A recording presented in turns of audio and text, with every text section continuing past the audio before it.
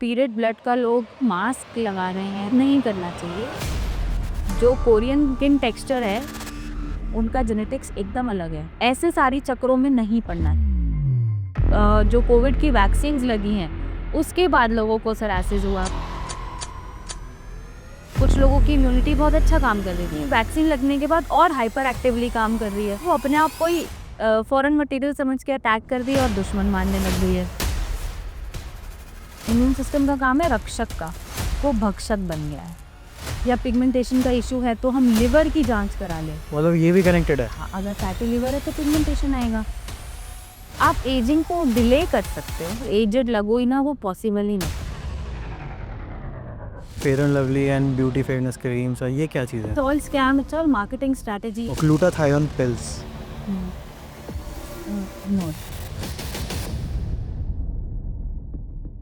Hello and welcome back to the podcast. My name is Sagar Sharma and as you know कि हम एक modernise world की तरफ बढ़ रहे हैं, तो खुद को मॉडर्नाइज करने के लिए हम पता नहीं क्या क्या चीज़ें करते रहते हैं, चाहे वो लाइफस्टाइल से रिलेटेड हो, चाहे हमारी हेल्थ से रिलेटेड हो। बट क्या वो हमारे लिए सही है? See, I am not the right person to answer this, but we have someone जो हमको ये इसकी सही गाइडेंस दे सकता है, जो हमको बता सकता है कि क्या ये सही है, क्या ये गलत है। तो शी इज़ मेघा चतुर्वेदी, जो है सी आयुर्वेदा की founder plus skin specialist, health specialist, Ayurvedic specialist and many more. तो बिना किसी देरी के उनके पास चलते हैं और उनसे जानते हैं कि एग्जैक्टली है क्या और क्या चीज़ सही है हमारे लिए, क्या चीज़ गलत है। तो hello and welcome back ma'am. Thank you. Ma'am, बिना किसी देरी के आपसे सीधा पूछता हूँ कि एज़ यू नो कि हम मॉडर्नाइज़ होते जा रहे हैं, तो पिछले टाइम की लाइफ़स्टाइल में और अब की लाइफ़स्टाइल में कितना फ़र्क है? ट्रिमेंडस, बहुत ड्रास्टिक फ़र्क है। अगर आप देखो तो सेडेंटरी लाइफ़स्टाइल ज़्यादा हो गई है। ज़्यादातर कोई काम नहीं करता है, राइट? पहले लोग साइकिल चला के जाते थे, वॉक करके ऑफ़िस तक जाते थे, बसेज़ में ट्रैवल करते थे। मेट्रो है, कार है, बाइक है, स्कूटी है। तो इन सब के साथ हमारा लाइफ़स्टाइल भी चेंज हो रहा है, प्लस हमें डिसीज़ेज़ और बढ़ती जा रही हैं, राइट?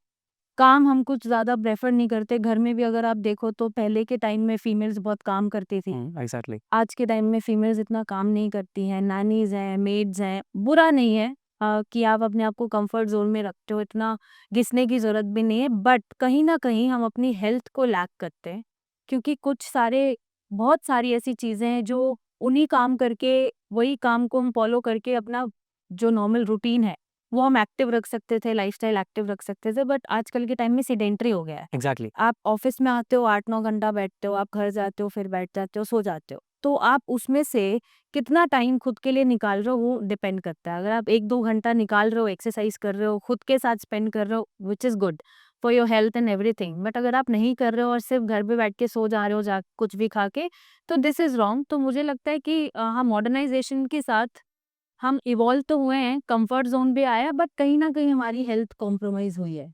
एग्ज़ैक्टली, और ये स्पेशली टीनेजर्स में ज़्यादा देखा जा रहा है आई गेस। हाँ, टीनेजर्स में बहुत देखा जाता है, स्पेशली किसी भी एज में आप देख सकते हो आजकल। मतलब बिफोर 30 आपको बहुत सारी चीज़ें पहले ही देखने को मिल जाती हैं। ग्रे हेयर पहले मिल जाते हैं, हार्मोनल डिस्टर्बेंसेस पहले मिल जाते हैं, स्किन इश्यूज़ पहले मिल जाते हैं। तो पहले के टाइम पे खैर इतना अवेयरनेस भी नहीं था, फ़ोन्स हमारे पास बहुत लेट आए, इंटरनेट बहुत लेट आया। आजकल हर चीज़ बहुत रेडीली अवेलेबल है। गूगल करा, सबका आंसर मिल गया, राइट? सभी डॉक्टर हैं।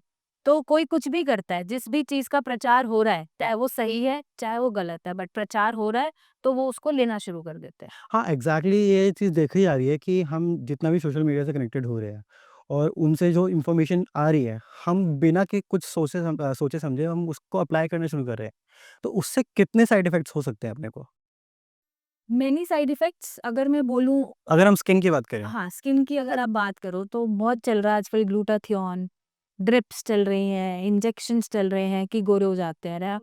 या फिर मैं बोलूँगी कोलेजन बहुत चल रहा है, राइट? तो ये आपको क्या लगता है ये सारी चीज़ें क्या हैं? मतलब नॉट एग्ज़ैक्टली कि स्कैम तो नहीं है, बट ठीक है, बहुत महँगा बिक रहा है ये मार्केट में, और ये क्योंकि सोशल मीडिया पे दिख रहा है तो लोग खरीद रहे हैं और उसको बिना सोचे समझे खा रहे हैं। अब उन्हें ये नहीं पता कोलेजन क्या करता है, नहीं, बट क्योंकि स्किन अच्छी दिखा रहे हैं तो हम कोलेजन ले लेते हैं। अगर हमें गोरा होना है तो हम ग्लूटाथियोन ले लेते हैं। तो इन चीज़ों पे रिलाय करने से बेटर है कि आप नेचुरल चीज़ों से अगर अपने शरीर की पूर्ति कर रहे हैं, वो ज़्यादा बेनिफिशियल है। हाँ, एग्ज़ैक्टली, मुझे यही पूछना था आपसे कि पिछले टाइम में और अब में ऐसा क्या फ़र्क पड़ गया कि हमको इन चीज़ों की ज़रूरत पड़ रही है?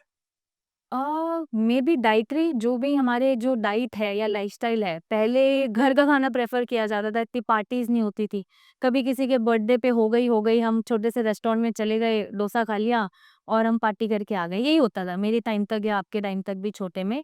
तो अब अगर आप स्किन भी देखो, आप अपने पेरेंट्स की स्किन देखो और आजकल गर्ल्स की स्किन देखो, यंग स्किन, तो आपको बहुत डिफरेंस मिलता हाँ, एग्ज़ैक्टली। है ना? आजकल बच्चों में क्या मिलेगा, सिर्फ मेकअप मिलेगा या तरह-तरह के सैलून ट्रीटमेंट या फिलर्स और ये सब चलेगा। इनफैक्ट अगर हम मम्मी को देखें अपनी, तो 50-60s में भी अच्छी स्किन के साथ वो रह रहे हैं। Healthy skin. हेल्दी स्किन है, कोई पिंपल नहीं है, कोई रिंकल नहीं है, कोई ओपन पोर्स नहीं है और वो कुछ नहीं करते, है ना? तो मुझे लगता है कि ये जो एक मिथ है कि हम करते रहते हैं, कुछ ना कुछ ट्रीटमेंट करा ले, बोटॉक्स करा ले, ग्लूटाथियोन ले ले, ये कर ले, वो कर ले, हम उससे और डैमेजेस कर देते हैं स्किन को। एक तो अर्ली एजेस में ये सब नहीं करना चाहिए, एंड अगर आप कर रहे हो, तो आप ये देखो कि आप किस वजह के लिए कर रहे हो, क्योंकि जो कोलेजन है या आपका ग्लूटाथियोन है, ये सारा अमीनो एसिड में ब्रेक डाउन हो रहा है या एंटीऑक्सीडेंट्स आपको प्रॉपर्टी की तरह काम कर रहा है। तो आप वो नॉर्मल फ्रूट खा के भी ले सकते हो, नॉर्मल डाइटरी प्रोडक्ट खा के भी ले सकते हो, आप घर का खाना खा के भी ले सकते हो, बेरीज ले सकते हो,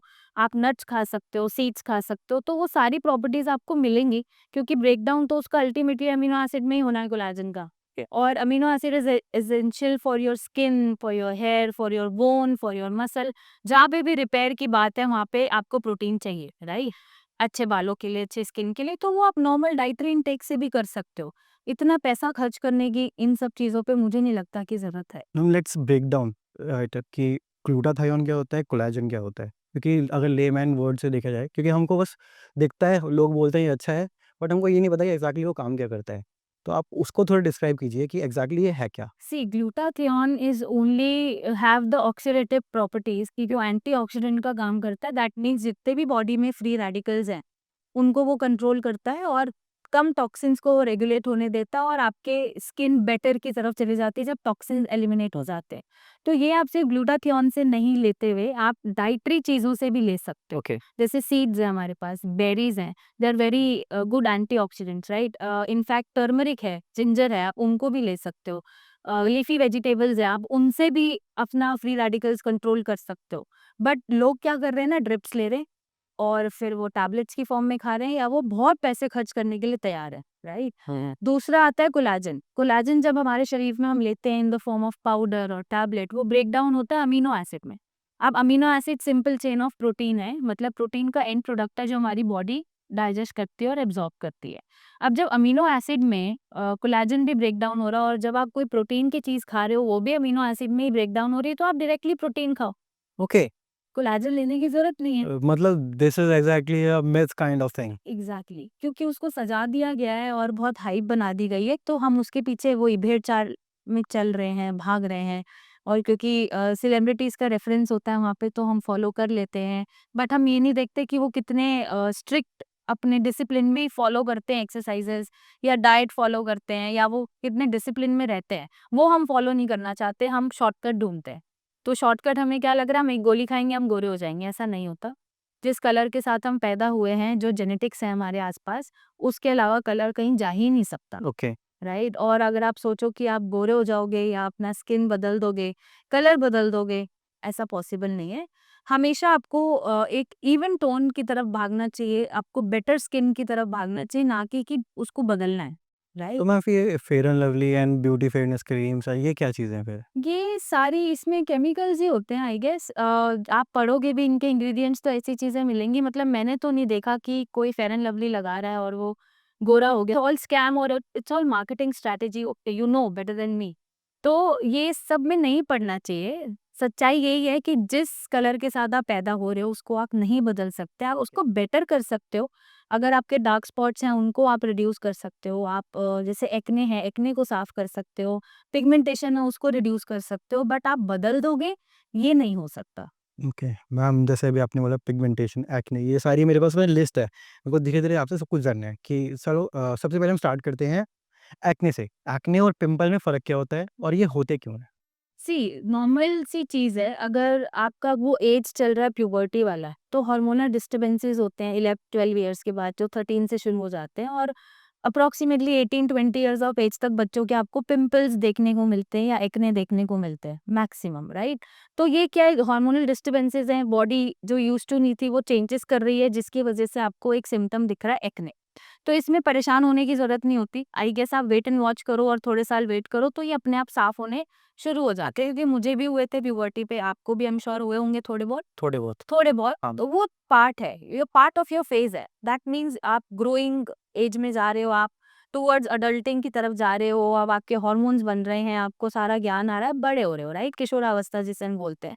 तो उसमें इतना पैनिक नहीं करना चाहिए। अब यहाँ पे बच्चे क्या करते हैं, तरह-तरह के प्रोडक्ट्स लगाते हैं, एग्जैक्टली। तरह-तरह के ट्रीटमेंट्स लेते हैं और अपनी स्किन को डैमेज कर लेते हैं या सेंसिटिव बना लेते हैं, राइट? और उसकी वजह से उनकी स्किन पतली हो रही है या रेड हो रही है या फिर ओपन पोर्स बन रहे हैं, वो दाग धब्बे छूट रहे हैं। पर फिर उसका ट्रीटमेंट लेने के लिए वो जगह-जगह जाते हैं। तो इस पे छोड़ देना चाहिए ऐसी आई वुड से। तो यही एक्ने होता है बेसिकली। ओके। अब नॉर्मल है, जैसे अब एक एक्ने मुझे भी देख पा रहे होंगे कि हो रहा है।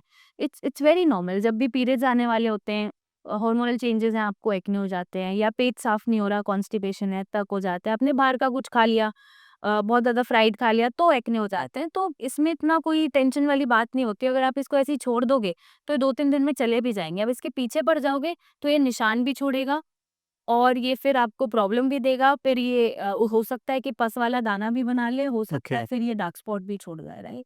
ओके।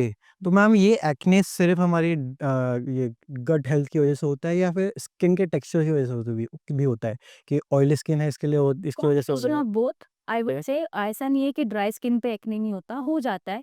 बट अगर ऑयली स्किन है तो आपको इस जोन में ज्यादा एक्ने मिलते हैं, जो हम टी जोन बोलते हैं। T zone. बट अगर आपका ड्राई स्किन है, अगर आप बाहर धूल मिट्टी में हो, तो भी एक्ने हो गया, पेट साइड नहीं हो रहा तो आपको चीक्स पे एक्ने हो जाते हैं। नो मैटर्स व्हाट, अगर आपकी स्किन ड्राई भी है, राइट? और अगर कोई हार्मोनल डिस्टर्बेंसेस चल रहे हैं तो आपको तब भी एक्ने मिल जाते हैं, अगर ड्राई स्किन भी है। तो इट्स इट्स नॉट रिलेटेड कि अगर ऑयली स्किन है तो वहीं एक्ने होंगे। हाँ, ऑयली स्किन पे ज्यादा होने के चांसेस होते हैं okay. In comparison to dry skin और अदर स्किन टाइप। तो वहाँ अपना टेक्सचर हम चेंज कर सकते हैं? No, not really. टेक्सचर आप नहीं बदल सकते हो, बट ओके। कंट्रोल करके रख सकते हो। फॉर एग्जाम्पल, ऑयली स्किन वाला है तो वो फेस वॉश करता रहे और नॉर्मल टोनर और जेल मॉइस्चराइजर लगाए, ज़्यादा मेकअप में ना पड़े, टी ज़ोन में ज़्यादा ऑयल ना इकट्ठा होने दे, राइट? ड्राई स्किन वाला है तो वो बार-बार मॉइस्चराइज़ ही करता रहे, हाइड्रेट करता रहे, तो आप कंट्रोल कर सकते हो समव्हाट, आप इसको चेंज नहीं कर सकते। ओके। और जैसे अभी आपने बताया कि हम कंट्रोल कर सकते हैं।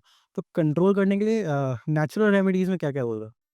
नेचुरल रेमेडीज़ में अगर मैं बोलूँ कि बहुत ज़्यादा अगर ऑयल इकट्ठा होता है, तो आपको कुछ नहीं करना, एलोवेरा जो होता है, वो आप रब करके छोड़ सकते हो, ओके। राइट? उससे आपका ऑयल कंट्रोल होता है। आप बेसन का पैक लगा सकते हो, बेसन और कर्ड, बहुत ठंडा इफ़ेक्ट देगा। और जब आप फेस पे लगाओगे, 10-15 मिनट में वॉश कर लोगे, तो वो थोड़ा ऑयल सिक्रीशंस को कंट्रोल कर लेता है, या आपकी जो भी ग्लैंड्स ऑयल प्रोड्यूस कर रही हैं, उसको वो कंट्रोल कर लेता है, थोड़ा ड्राई इफ़ेक्ट दे देता है। तो आप ऐसे होम रेमेडीज़ करके भी इनको आप नॉर्मल कर सकते हो। तो मैम ऐसा भी होता है क्या ये सारी चीज़ें अगर हम ज़्यादा ऑयली खा रहे हैं उसकी वज़ह से भी हो रहा है?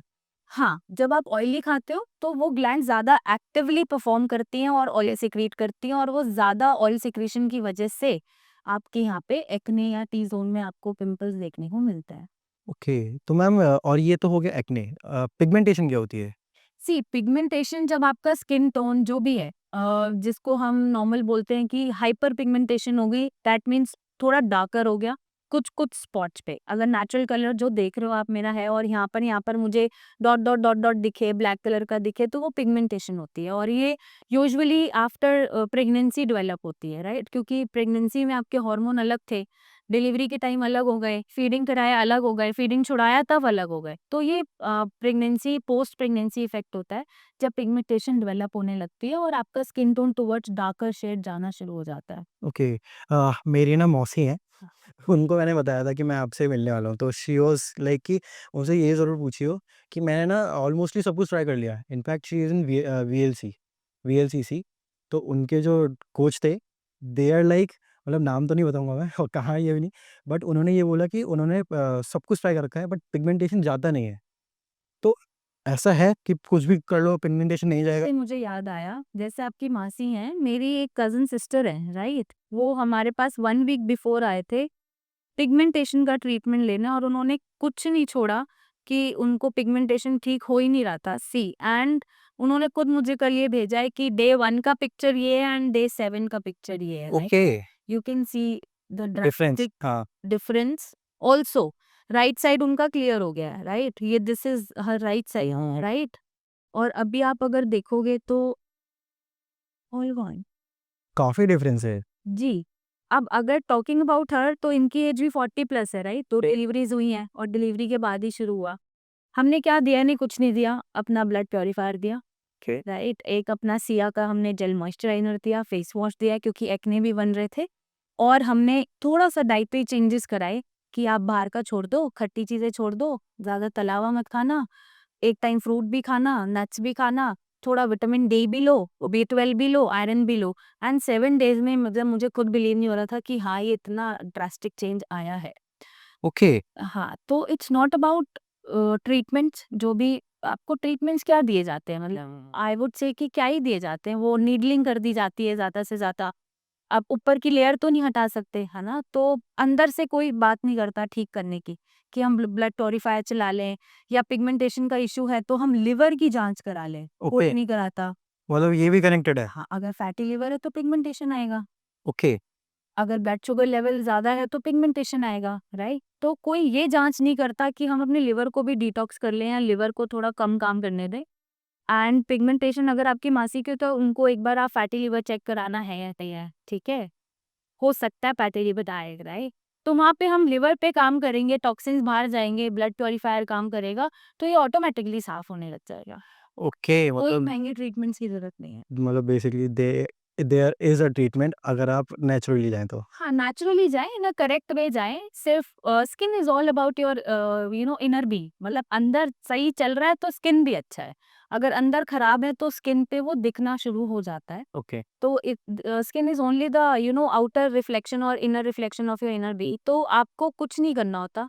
आप जितना जो खाएँगे वैसा स्किन दिखेगा, ओके, जैसा अपने शरीर का ध्यान रखेंगे वैसा स्किन दिखेगा। अगर आप यही बाहर का खाना खाते रहोगे या शुगर, मैदा यही सब चल रहा है, अल्कोहल चल रहा है, और ऑब्वियसली पिगमेंटेशन, एक्ने ये सब दिखेगा आपको, डल स्किन लगेगी, राइट? तो ये दोनों कनेक्टेड है। आप ऊपर से भी ध्यान रखो, अंदर से भी ध्यान रखो, तो मुझे लगता है कि रिजल्ट मिलना डेफिनेटली मिलेगा। ठीक कोई है, ऑप्शन नहीं। ठीक है। अब आगे बढ़ते हैं। जैसे कि मेरी मासी का सवाल था, अब मेरी बहन का सवाल है। मेरी छोटी बहन है, उसका सवाल ये था कि उसको ना डार्क सर्कल्स हैं, बट वो काफ़ी टाइम से है। उस वो भी ऑलमोस्टली सब कुछ ट्राई करती रहती है। वो ना नेचुरल चीज़ें बहुत ट्राई करती है, हुँ, बट स्टिल उसके नहीं जाते। हुँ। तो उसका क्या रीज़न हो सकता है? सी डार्क सर्कल 2 तरीके के होता है। एक तो होता है स्ट्रक्चरल प्रॉब्लम, दैट मीन्स कुछ लोगों का अगर आप देखो तो ये बहुत डीप सीटेड होता है, और ये डीप सीटेड होने की वजह से इस एरिया पे लाइट नहीं पड़ती। लाइट नहीं पड़ती तो वो डार्क कर दिया जाता है। ये this is one of the reason, ये तो स्ट्रक्चरल प्रॉब्लम है। तो इसमें आप आजकल फिलर्स चल रहे हैं, बोटॉक्स चल रहे हैं, ये सब लोग कराते हैं ताकि ये बोनी स्ट्रक्चर उनका ऊपर हो जाए और यहाँ पे लाइट पड़नी शुरू हो जाए। इसको भर देते हैं, right? What is filler and Botox? Needle होती है, जैसे hyaluronic एसिड है या तरह-तरह के जो भी हमारी हैं, जो चीज़ें हम स्किन में यूज़ करते हैं, वो उसका नीडलिंग के थ्रू यहाँ भर दी जाती है आपके अपर लेयर पे। अब यहाँ पे भर देंगे तो ये उठ जाएगा एरिया, उठेगा तो लाइट पड़ेगी, डार्क सर्कल कम दिखेगा, राइट? ओके, दूसरा रीज़न होता है lack of sleep, obviously lack of sleep है या स्क्रीन टाइम ज़्यादा है, राइट? या फिर आप ऐसे फ्रूट्स नहीं खा रहे जो एंटीऑक्सीडेंट तरीके से काम करते हैं, फ्री रेडिकल्स को कंट्रोल करते हैं, तो भी डार्क सर्कल्स दिखते हैं। ओके। मतलब उसको अपने एंटीऑक्सीडेंट फ्रूट्स पे ज़्यादा ध्यान देना पड़ेगा। हाँ, अगर गॉट इट। बेरीज़ खाती है, नट्स खाती है, तो आपको विदिन अ मंथ, मैं ये नहीं बोलूँगी 1 दिन में आराम आ जाएगा, बट हाँ, विदिन अ मंथ आपको वो डिफरेंस दिखेगा। ओके, आप उसको ट्राई करने बोल सकते हो। ठीक है। तो ये हो गया इतना। अब मैं एक और क्वेश्चन वो भी फैमिली से आया है क्योंकि मैं कोशिश करता हूँ कि अपने पास वो क्वेश्चन्स आएँ जो नॉर्मल लोग हाँ, हाँ, मतलब जो सबकी प्रॉब्लम। एग्ज़ैक्टली। तो अब ये क्वेश्चन आता है कि एंटी एजिंग क्रीम्स जो होती हैं, वो बहुत यूज़ करते हैं आजकल लोग। तो उससे फ़र्क पड़ता है? To be true as such मैंने कोई फ़र्क करते हुए देखा नहीं किसी को, या दिख रहा हो। पेशेंट आते ही हैं हर ऐज के मेरे पास, अब वो हर तरीके का चीज़ यूज़ करके आते हैं। सी कुछ चीज़ें जेनेटिकली गिफ्टेड होती हैं आपको, है ना? तो एक वो प्लस पॉइंट होना चाहिए, एंड दूसरा आप एजिंग को डिले कर सकते हो। है ना? आप ये चाहो कि आप बूढ़े लगो ही ना और एजेड लगो ही ना, वो पॉसिबल ही नहीं है। अगर आप बड़े-बड़े एक्ट्रेसेस को भी देखोगे, डिस्पाइट बीइंग मेकअप यूज़ किया हुआ है बहुत सारा, स्क्रीन उनका प्रेजेंस अच्छा किया हुआ है, बहुत सारे इफ़ेक्ट्स डाले हुए हैं, बहुत सारे ट्रीटमेंट उन्होंने लिए हुए हैं, तब भी उनकी एजिंग दिखती है। हाँ, एग्ज़ैक्टली। फाइन लाइन्स, रिंकल्स थोड़े बहुत दिखते हैं और आप पता चल जाता है आपको कि now she is turning towards 50, 60, 40, तो आप डिले कर सकते हो। दिस इज़ समथिंग जो आप नहीं रोक सकते हो एंड वेरी बैड। हम भी नहीं रोक पाएँगे जब हम भी उस तरफ प्रोसीड करेंगे, बट येस, आप ध्यान रख सकते हो। ओके। ध्यान इन द सेंस कि हाँ, आप ध्यान रखने का सिंपल सा प्रोसीजर है, आपने स्किन को क्लेंज़ करा, मतलब धोना ज़रूरी है, सुबह-शाम फेस वॉश करा, मॉइस्चराइज़ कर लिया और अच्छी डाइट रखो आप। सनस्क्रीन यूज़ कर सकते हो आप, आप डेली बेसिस पे सनस्क्रीन यूज़ करो, वो भी डैमेजेस को रोकता है, एजिंग को थोड़ा डिले करता है। आप और कुछ मत करो, आप आइस रब कर लो फेस पे, है ना? या फिर बोल में आइस डाल के एक डिप ले लो 5 मिनट का, तो ये बहुत रेजुविनेट करता है स्किन को और ये टाइट रखता है। तो ageing is all about loosening your elasticity of the skin. जब ये टाइट रखता है तो एजिंग डिलेड हो जाती है, रादर देन यूजिंग इतने सारे डे क्रीम्स, नाइट क्रीम्स, इन सब पे पैसा खराब करने की ज़रूरत नहीं है। सबसे बढ़िया तरीका यही है, साथ में आप थोड़ी एक्सरसाइज़ करो। हुँ, हुँ। एक्सरसाइज़ से मेटाबॉलिज़्म बूस्ट होता है, टॉक्सिन्स बाहर जाते हैं, स्किन भी ग्लो करता है, राइट? और अच्छा खाओ, इनफ है, इनफ। आपको ये सारे प्रोडक्ट्स लगाने की ज़रूरत नहीं पड़ेगी। तो मैम जैसे आप बता रहे हैं कि अपने को ये चीज़ यूज़ करनी है, ये चीज़ नहीं करनी। तो आप कुछ ऐसी टिप्स दीजिए for boys and for girls कि उनको डेली रूटीन में बस ये चीज़ें लगा लें, that are more than enough. Okay, तो दोनों के लिए एक ही टिप है, अलग-अलग कोई टिप नहीं है क्योंकि स्किन सबकी इम्पोर्टेंट है और कोई अलग नहीं होती, लड़कियों की बस सेंसिटिव ज़्यादा होती है, सो कुछ नहीं करना, cleanse importantly, number 1 is cleansing. जैसे लड़कियाँ मेकअप लगा के ही सो जाती हैं या बॉयज़ ज़रूरत ही नहीं समझते कि रात को फेस वॉश करना है, तो वो नहीं करना है, सुबह-शाम बस आप मुँह धो लो एंड एक अच्छा मॉइस्चराइज़र जो आपके स्किन को सूट करता हो, बेटर है कि वो हर्बल हो, नेचुरल हो, वो आप लगाओ। सनस्क्रीन ज़रूर लगाओ, आप कहीं भी जा रहे हो, बाहर जा रहे हो, स्टेपिंग आउट, तो आप सनस्क्रीन ज़रूर लगाओ। पानी बहुत सारा पियो, राइट? एक आइस डिप आप कर सकते हो, बोल में आइस ले लिया और 5 मिनट के लिए आपने डिप करा बारी-बारी, वो आप फॉलो कर सकते हो और बहुत हेल्दी खाना खाओ। ओके, पानी भी पियो और हेल्दी खाना खाओ और थोड़ा-सा आधा घंटा कुछ तो वर्कआउट या फिजिकल एक्टिविटी करो and it works wonders. Okay, हाँ, तो आपको कुछ भी ऐसे प्रोडक्ट्स लेने की ज़रूरत नहीं है, बट हाँ, अगर एक्ने है या कोई डिसीज़ कंडीशन है तो चीज़ें अलग हो जाती हैं। This is for okay, normal individual जिनको कोई स्किन डिसऑर्डर नहीं है, राइट? ओके। तो मैम ये तो बात हो गई स्किन की। अब हम बात करते हैं थोड़ा ना हेयर्स की बात करते हैं।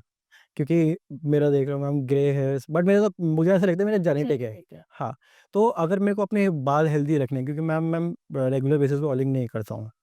तो दैट इज़ गुड और दैट इज़ बैड? नहीं करनी चाहिए ऑयलिंग, ओ वीक में एटलीस्ट 2 बार ऑयलिंग करनी चाहिए। 2 बार? हाँ, 2 बार।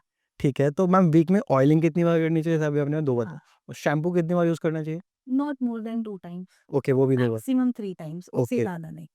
ओके और मैम जैसे विंटर्स में ना डैंड्रफ ज़्यादा होता है, हाँ। तो दैट इज़ मतलब dandruff is exactly a dandruff और वो कोई फंगल इन्फेक्शन है? सी डैंड्रफ अगर नॉर्मल है, जैसे अब मैं इस सीज़न की बात करूँ तो मुझे भी ड्राइनेस है हल्की, थोड़ा बहुत डैंड्रफ मेरे बालों में भी मिल जाएगा, आपके बालों में भी मिल जाएगा। दिस इज़ नॉर्मल कि सीज़नल था, महीना डेढ़ महीने अपना ड्राइनेस की वज़ह से आया और चला गया क्योंकि जो एनवायरनमेंट है वो कोल्ड है, वो सारा नेचुरल मॉइस्चर उड़ा लेता है। तो आपकी स्किन या स्कैल्प ड्राई हो जाता है, अगर मैं कंपेयर करूँ बाकी सीज़न से, तो वो व्हिच इज़ नॉर्मल, उसको इग्नोर कर दो आप। बट अगर वो सेबोरिक डर्मेटाइटिस है या स्कैल्प सोरासिस है या फंगल इन्फेक्शन है तो then you need treatment. Treatment में ऑब्वियसली आप खा के भी ठीक करोगे हुँ, उसको अंदर से क्योंकि ये डिसीजेज हो गई हैं और प्रोडक्ट्स भी आप ऐसे लगाओगे जो आपके बालों के लिए फ्रेंडली हैं उस टाइम के लिए।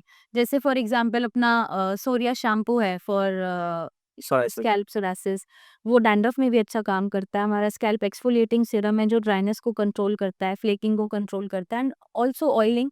बहुत सारे डॉक्टर्स आई वंडर जिनको भी डैंड्रफ की प्रॉब्लम होती है वो ऑयलिंग करने से मना करते हैं, हुँ, राइट? Hmm, hmm. बट मैंने इतने साल प्रैक्टिस में स्कैल्प सोरासिस के पेशेंट को अगर ऑयल दिया है अपना लगाने के लिए तो उसका सोरासिस बेटर होता है। ओके, हाँ, अब उनका रीज़न मेडिकली बहुत सॉर्टेड है क्योंकि हमने भी यही पढ़ा है कि जब ऑयल सिक्रीट ज़्यादा हो रहा है तो ऑयल लगाने से और ऑयल सिक्रीट होगा ओके, और डैंड्रफ बनेगा, डेड स्किन ज़्यादा बनेगा। बट हमने ये देखा है कि डैंड्रफ ऑयल करने से ही कंट्रोल हो रहा है और ड्राइनेस कंट्रोल हो रही है। मैं ये नहीं बोल रही आप डेली ऑयल लगाओ। आप जब भी शैम्पू कर रहे हो उससे 2 घंटे पहले ऑयल लगा लो, फिर आप शैम्पू कर लो। आपको ओवरनाइट भी नहीं छोड़ने की ज़रूरत है, बट उससे आपके बालों का टेक्सचर बेटर होता है, ड्राइनेस कंट्रोल होती है एंड इवन फ्लेकिंग भी कंट्रोल होती है। तो ये थोड़ा एक है डिबेटेबल, मैंने अपनी प्रैक्टिस में यही देखा है। जिन्होंने जो जैसे प्रैक्टिस करते हैं वैसे डिपेंड करता है, but yes oiling is important. ठीक है। और आप शैम्पू भी अगर आप बहुत वर्कआउट कर रहे हो, बाल गंदा हो रहा है, स्कैल्प गंदा हो रहा है, तो आप बेशक डेली भी वॉश करो या अल्टरनेटिवली वॉश करो, बट अगर नॉर्मल है, पसीना इकट्ठा नहीं है, स्कैल्प क्लीन है, ज़्यादा गंदा नहीं होता, तो आप वीक में 2 से 3 बार वॉश करो, इनफ है। ओके। मैम, फॉर लेमैन वो फ़र्क कैसे जाने कि ये डैंड्रफ है या सोरायसिस है? क्योंकि ना कई बार डैंड्रफ समझ के उसको छोड़ दिया जाता है और फिर वो जब तक पकड़ा जाता है तब सीवियर हो जाता है। तो वो डिफ़रेंस कैसे पता चलेगा? सी डैंड्रफ जब भी होगा वो आपके बस नॉर्मल फ्लेकिंग दिखाएगा बालों में या कपड़ों में। सोरासिस होगा तो वो स्कैल्प से क्रस्टी वाली फ्लेकिंग निकालेगा जो चिपचिपी हो सकती है। ऑल्सो फिर गर्दन के पीछे हेयर लाइन पे आपको रेड पैचेस दिखेंगे, सिल्वरी फ्लेकिंग दिखेगी, तो दिस इज सोरासिस, ये डैंड्रफ में नहीं होता। ओके। तो ये एक पहचान है नॉर्मल लोगों के लिए, ताकि वो डिले ना करें और गलत ट्रीटमेंट ना आए। तो ऐसे आप पहचान सकते हो। जी। ओके, तो मैम अगर हम सोरायसिस की ही बात कर रहे हैं तो मैम किस-किस टाइप के सोरायसिस होते हैं? सी सबसे पहले तो स्कैल्प सोरासिस सिर्फ स्कैल्प पे भी होता है, जो आपके बियर्ड पे आ जाता है या चेस्ट हेयर पे आ जाता है, ईयर में आ जाता है। Next we have guttate psoriasis जो पूरी बॉडी में हो जाता है। प्लेग सोरासिस बहुत कॉमन है, वो भी बहुत ज़्यादा मेजर अमाउंट में देखने को मिलता है। देन इज इनवर्स सोरासिस जहाँ पे भी आपके जॉइंट्स हैं, फोल्ड्स हैं, स्किन के फोल्ड्स हैं, वहाँ वो देखने को मिलता है अंडर द ब्रेस्ट लाइन और आपका एल्बो जॉइंट, नी जॉइंट, जहाँ पे भी जॉइंट है, जहाँ स्किन फोल्ड हो रहा है, वहाँ पे मिलता है। Then is palmoplantar, okay, palms पे मिल जाता है, ठीक है। आपके प्लांटर सरफेस पे मिल जाता है, पैरों के सोल्स पे मिल जाता है, कच के साथ या ब्लीडिंग के साथ। एंड एक होता है हमारा इरिथोडर्मिक सोरासिस, व्हाट मतलब इज़ दैट? जब भी सोरासिस ऐसा लगे कि बर्न हो गया है, ओके। इंडिविजुअल की बॉडी ऐसे लगे कि वो बर्न जैसी लग रही है, कि जल के आया है। This is the worst case of type of psoriasis. मैंने सुना है कि इसमें लोगों को सुसाइडल थॉट भी आते हैं। अरे बहुत ज्यादा, मतलब उनके लिए तो कुछ रह ही नहीं गया ना, मतलब जीने के लिए। Okay. Many many patients suicidal thoughts in fact attempt करके आए होते हैं और कुछ हुआ नहीं होता और बहुत ज़्यादा निराश हो जाते। रीज़न भी है क्योंकि फिर वो खुद को, मतलब उनको ट्रीटमेंट ऐसा दिया जाता है कि उन्हें सबसे अलग कर दिया जाता है, राइट? कि कुछ हो रहा है आपको तो स्टे अवे वाला, हम आपके साथ खाएँगे नहीं, बैठेंगे नहीं, ओके। छुएँगे नहीं। तो वो एक भावना जनरेट हो जाती है कि कैसे हम सोसाइटी में खुद को बराबर समझें या हम कैसे फेस करें। एंड ऑब्वियसली जब पूरा अपीयरेंस ही डिस्टर्ब है and this is your appearance, right, और वो ही डिस्टर्ब्ड है, तो तरह तरह के लोगों को चैलेंजेस फेस करने पड़ते हैं। मैम, तो फिर डॉक्टर्स ये क्यों कहते हैं कि ये लाइफ टाइम रहेगा? ऐसा नहीं है लाइफ टाइम रहेगा।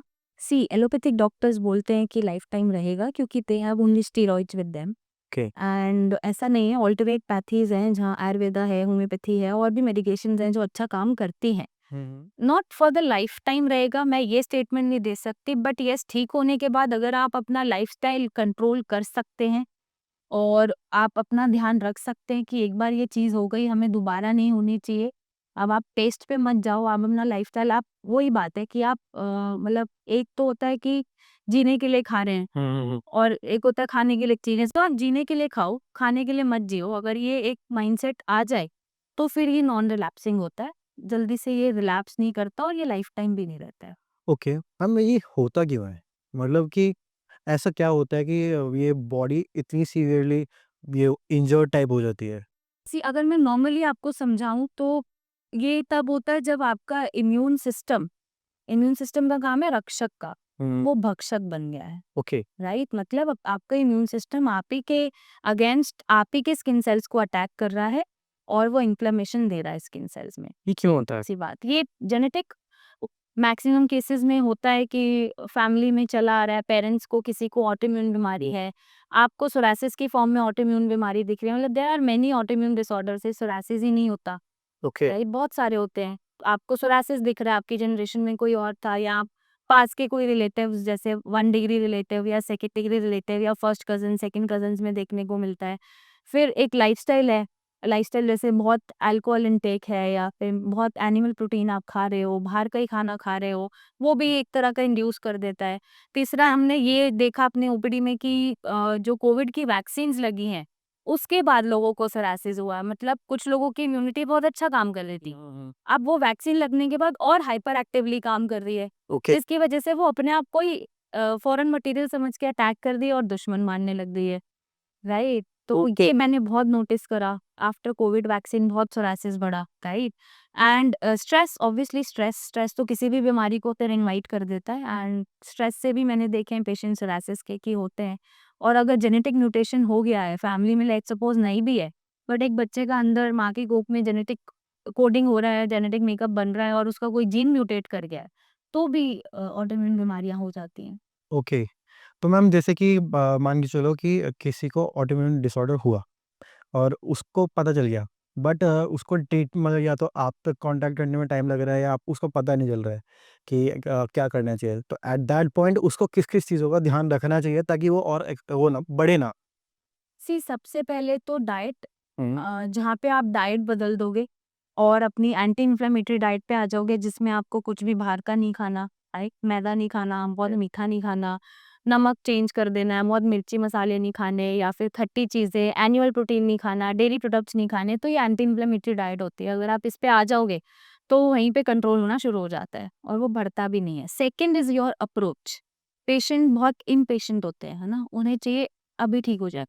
1 दिन में ठीक हो जाए और वो ले लेते हैं स्टेरॉइड्स जाके, अपने आस-पास डॉक्टर को दिखा के इंजेक्शन भी ले रहे हैं, सब कुछ ले रहे हैं। लाखों-लाखों रुपए के बायोलॉजिकल इंजेक्शंस भी लगवा रहे हैं, राइट? बट जैसे ही लगवाने छोड़े, फिर से ये बढ़ के आ गया शरीर पे। तो पेशेंस रखना ज़रूरी है मेरे हिसाब से। अगर आप अल्टरनेट पैथी से मत मेरे पास आ पाओ, अगर आप अल्टरनेट पैथी से भी इलाज करा रहे हो, अदर दैन स्टेरॉइड्स, तो इट्स अ गुड अप्रोच।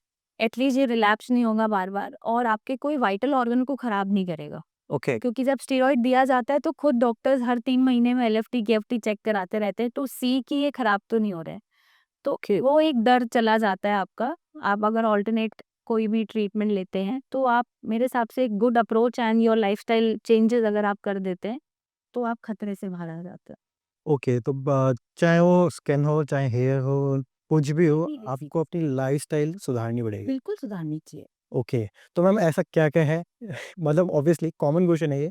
सभी का होता है कि एग्ज़ैक्टली हम ऐसा क्या-क्या खाएँ या क्या-क्या अवॉइड करें, जिससे हमारी लाइफ़स्टाइल सुधरे? क्योंकि ऑब्वियसली हम बाहर घूमते हैं, बाहर रहते हैं। जैसे मेरे को ही देख लो, मैं ट्रैवल बहुत करता हूँ। उसकी वजह से भी मैं ऐसा क्या खाऊँ? क्योंकि हमको ना मजबूरी में भी कई बार बाहर का खाना पड़ जाता है। अग्रीड, हाँ, तो उस पॉइंट में मुझे क्या चीज़ ध्यान रखनी चाहिए कि मेरी स्किन भी ठीक रहे और मेरा इम्यून सिस्टम भी स्ट्रॉन्ग रहे? सी सबसे पहले तो प्रोटीन खाना ज़रूरी है, not in the form of powders and anything natural protein, जो आपको ओट्स, दाल से मिल रहा है या फिर और भी चीज़ें टोफू से मिल रहा है। अगर आपको पनीर सूट होता है, पनीर खाओ कोई प्रॉब्लम नहीं है। डेयरी प्रोडक्ट सूट होते हैं तो आप खाओ। सी आपकी बॉडी अलग तरीके से रिएक्ट करती है, मेरी बॉडी अलग तरीके से रिएक्ट करती है, तो सबसे पहले जानो कि व्हाट सूटिंग यू, है ना? हाँ, ये ना हो कि ये देख लिया और ये खा लिया। मेरी बात सुन के भी मत खाओ आप पहले ये खुद को ये सुन रहे हो तो आप पहले खुद को समझो कि मेरी बॉडी पे क्या सूट कर रहा है और व्हाट शूटिंग मी और व्हाट्स नॉट शूटिंग मी। जैसे मुझे बहुत चीजें सूट नहीं करती, मैं नहीं खाती, गलती से भी नहीं खाती, राइट? तो ये पहले जानना जरूरी है। और अगर मैं कॉमनली बात करूं कि ये चीजें खैर नहीं खानी चाहिए, तो जैसे बहुत ज्यादा आप एनिमल प्रोटीन मत खाओ। रेड मीट खाते हैं लोग, प्रॉन्स खा रहे हैं या कुछ भी खा रहे हैं, तो ये सब आप मत खाओ। अगर आप नॉन वेजिटेरियन हो तो आप फिश खा लो, good for your skin, your hair, your liver also. तो आप फिश खा लो या एग्स खा लो, चल जाएगा। चिकन मटन शायद नहीं चलेगा, राइट? बहुत ज़्यादा अल्कोहल इंटेक नहीं होना चाहिए। Once a while it's okay, occasionally it's okay, but हाँ, रोज़-रोज़ नहीं होना चाहिए। And then any kind of intoxication रोज़-रोज़ नहीं होना चाहिए, चाहे वो टोबैको है या वो सिगरेट स्मोकिंग है। Then is your processed food. मतलब ये जो डब्बे में पैक होके आती हैं चीज़ें, चिप्स हैं या ट्रांस फैट है सारा, वो नहीं खाना चाहिए बहुत ज़्यादा। फ्रेशली प्रिपेयर्ड बाहर का खाना खाओ, कोई प्रॉब्लम नहीं है। और आपको जैसे खाना पड़ता है तो आप मैदा मत खाओ, ओके। राइट? मैदा छोड़ के, और अगर कोई फ्रेशली प्रिपेयर्ड फूड अगर मिल रहा है आपको ऑन द स्पॉट, आप खाओ, कोई प्रॉब्लम नहीं आएगी, राइट? बट मैदा ज़्यादा खाना नहीं चाहिए। फ्रेशली प्रिपेयर्ड फूड ही प्रेफ़र करो। फ्रोज़न फूड आजकल बहुत चलता है ना, मिलता है 2-3 राजमा चावल बने और इसके बाद 5-6 दिन से और आप खा रहे हो। हाँ। तो आप ये सोचो कि अगर हम राजमा चावल घर पे बनाएँ, तो वो रात तक भी गर्मियों में नहीं चलते, नहीं। बिना फ्रिज के, हाँ। खराब हो जाते हैं। तो वो अगर वो 5-6 दिन से खाना पड़ा है, पैक्ड है, तो कुछ तो उसमें डला हुआ है जो वो चल रहा है, पैकेट राइट? तो ये सारी फ्रोज़न फूड आपको अवॉइड करना चाहिए एंड आई वुड से कि आप घर का बना खाना प्रेफ़र करो और अगर बाहर खाना भी पड़ रहा है तो you can have soups, okay. है ना? आप जैसे सर्दियाँ चल रही हैं, आप बीटरूट जूस पी लो या फिर आप मैदा मत लो, आप फ्रेशली प्रिपेयर्ड कोई भी चीज़ खा लो, एवोकाडो टोस्ट खा लो, बहुत मिलता है आजकल, चल रहा है and good good for your gut also, आप वो खा सकते हो but always remember what suiting you. Okay. ऐसा नहीं है एवोकाडो मुझे सूट कर रहा है, आपको कर रहा हो, तो अगर आपको सूट कर रहा है तो आप खाओ बट जो चीज़ें मैंने बोली है वो इग्नोर करो। ज़्यादा से ज़्यादा मत खाओ, once a while it's okay. अगर आप वो भी करते रहोगे तो स्किन, हेयर सब बढ़िया चलेगा। ठीक है। मैम ये तो होगा कि हमको ये खाना चाहिए। तो now just tell our audience कि ऐसी कौन-सी 5 चीज़ें हैं जो हम जिससे हम ना अपने अपने गट को इम्प्रूव कर सकते हैं? मतलब मान के चलो नॉर्मल है या किसी का बिगड़ रहा है बट उसको अपने गट को हेल्दी रखना है या इम्प्रूव करना है, तो वो ऐसी कौन-सी 5 चीज़ें खाएँ? सी फर्स्ट इज़ पपाया, ठीक है। पपाया ले सकते हैं, गट को बहुत अच्छा इम्प्रूव करता है। देन इज़ एवोकाडो, अगर सूट कर रहा है तो आप एवोकाडो ज़रूर खाओ। नेक्स्ट इज़ बेरीज़, आप बेरीज़ खा सकते हो, सारी इन्फ्लेमेशन काटता है और एंटीऑक्सीडेंट का काम करते हैं। देन नट्स, नट्स आप ज़रूर खाओ, ओमेगा 3 फैटी एसिड मिलता है which is good for your liver, your hair, skin everything. तो आप नट्स ज़रूर खाओ and then is leafy green vegetable, वो आपको ज़रूर खानी चाहिए ओके। इन एनी फॉर्म, ठीक है। आप प्रेफ़र करो। ओके। मैम काफ़ी सारी चीज़ें मिली है आपसे आज, काफ़ी इन्फॉर्मेशन मिली है, जिससे आई गेस मुझे तो काफ़ी सारी चीज़ें क्लियर हुई हैं और हमारी ऑडियंस को भी हुई होंगी। बट लास्ट में मेरे पास कुछ क्वेश्चंस हैं, जो मैंने लिखे हुए हैं। काइंड ऑफ रैपिड फायर ही मान लीजिए। तो मैं आपको ना कुछ-कुछ नाम बताऊँगा, आप बताना कि वो कितना सही है, कितना बेकार है और एग्ज़ैक्टली वो है क्या? जैसे आपने कोलेजन तो बता दिया, ठीक है? अब सेकंड इज़ हियालुरोनिक एसिड, हुँ। वो क्या है और उसका इंटेक सही है या गलत है, जो भी है? सी उसका इंटेक कभी भी ओरली नहीं होता, वो एप्लीकेबल होता है, राइट? अगर आपको थोड़ा-सा एजिंग को रिवर्स करता है या रेजुवेनेटिंग आपको देना है अपने स्किन को इफेक्ट, तो आप यूज़ कर सकते हो if it's suiting you. Not in excessive amount but yes आप थोड़ा अपने डॉक्टर से कंसल्ट करके अगर वो रेकमेंड करते हैं तो आप यूज़ करें। वो तो बूस्ट करता है आपका बेसिकली और रेजुवेनेटिंग एक इफेक्ट देता है तो आपकी स्किन को टाइटन अप भी करता है। आप यूज़ करो बट अगर आपको सूट कर रहा है and only after consulting. Okay, retinol.